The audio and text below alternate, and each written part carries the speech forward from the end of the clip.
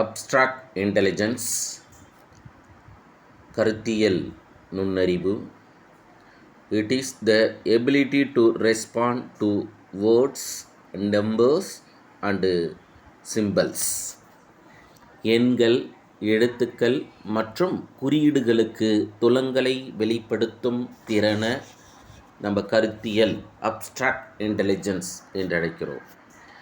Abstract intelligence is required in the ordinary academic subject in the school.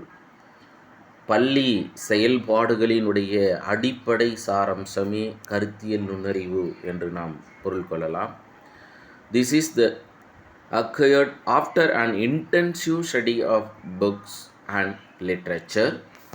புத்தகங்கள் மற்றும் இலக்கியங்கள் ஆய்வு அடிப்படையில் பெறப்பட்டதாகவும், எடுத்துக்காட்டாக ஆசிரியர்கள், வழக்கறிஞர்கள், மருத்துவர்கள், தத்துவவாதிகள், good teachers, lawyers, doctors, philosophers, இவர்களெல்லாம் கருத்தியல் நுண்ணறிவின் கீழ் வருகிறார்கள்.